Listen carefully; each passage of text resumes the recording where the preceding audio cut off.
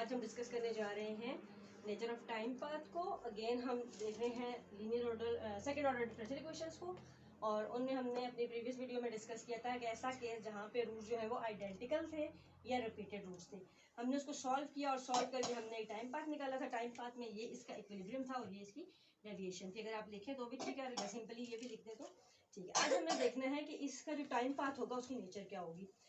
तो हम इसके लिए लिमिट अप्लाई करते हैं कि अगर टी जो है इन्फिनिटी की तरफ मूव करेगा तो हमारे टाइम पाथ का बिहेवियर क्या होगा। तो हम इसको लिखते किस तरह है, limit t approaches to infinity behaviour of t y t is equal to, अब इस सारे पे हमने लिमिट अप्लाई करनी है। Limit t approaches to infinity 0 + 4 e raise to power, अब ये -4t है ई की पावर के साथ, तो हम इसको अगर इस टाइम लिख लेते हैं, फिर नेक्स्ट स्टेप में हम इसको पॉजिटिव कर लेंगे पावर को। तो ये हो गया limit t approaches to infinity 4 divided by e raise to power 4t plus 18, ऊपर t भी है और नीचे आप देखें ई रेज़ टू पावर 4t। तो यहाँ पे हमारे पास ये फॉर्म बन गई है। अब हम देखते हैं अलग अलग से इनके ऊपर लिमिट लगाते हैं। 0 तो ऐसे ही 0 है, इसके ऊपर जो हम लिमिट लगाएंगे, limit 4 e raise to power 4t plus limit 18 भी कांस्टेंट है, 18 को हम यहाँ भी लिख सकते हैं, 18 limit t divided by e raise to power. चलिए यहाँ पे आप देखें 4 e raise to power infinity, क्योंकि जब हम t को इन्फिनिटी पुट करते हैं तो 4 इंटू इन्फिनिटी इन्फिनिटी ही हो जाएगा। 18 यहाँ पे भी इन्फिनिटी है डिवाइडेड बाय, यहाँ पे देखें हमारे पास थोड़ी सी टेक्निकल सी टर्म आती है। यहाँ पे सिंपली t है हमारे पास, और यहाँ पे t एक्सपोनेंशियली ग्रो कर रहा है। यानी लेट्स सपोज हमारे पास अगर t is equal to 1 put करते हैं तो e raise to power 4 into 1 की वैल्यू डेफिनेटली इस 1 से बड़ी कोई वैल्यू आएगी। e रेज़ टू पावर 4 की value positive something greater than 1 होगी। इसका मतलब है कि ऊपर अगर 1 है तो नीचे उसकी बड़ी वैल्यू आ रही है। इट मीन्स कि जो एक्सपोनेंशियल फॉर्म है, यहाँ जो नीचे टर्म आ रही है ये बहुत तेजी के साथ इन्फिनिटी की तरफ मूव कर रही है।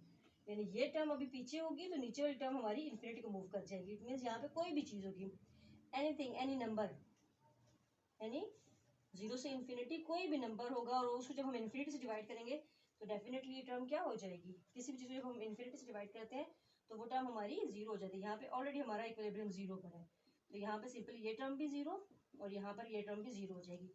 दोनों में टाइम यूज हो रहा है, लेकिन यहाँ पर टाइम सिंपली लीनियरली मूव कर रहा है और यहाँ पे एक्सपोनेंशियली। तो एक्सपोनेंशियली का मतलब है ये जल्दी से इन्फिनिटी की तरफ जाएगा। ऊपर कोई नंबर होगा तो नीचे वाला नंबर इन्फिनिटी को पहुँच जाएगा। तो ये हमारे पास क्या रहता है। तो यहाँ पे आप देखें जब हमने इसको किसी भी चीज़ को इन्फिनिटी से डिवाइड किया, इवन दो कि वो 18 से मल्टीप्लाई हो रहा है, लेकिन चूंकि डिनोमिनेटर हमारा एक्सपोनेंशियल फॉर्म से ग्रो कर रहा है तो डिनोमिनेटर जल्दी इन्फिनिटी को रीच करेगा। तो जब किसी भी चीज़ को हम इन्फिनिटी से डिवाइड करते हैं तो वो इक्वल टू 0 होती है। इट मीन्स कि ये जैसे जैसे टाइम जो है वो बढ़ता जाएगा, ये जो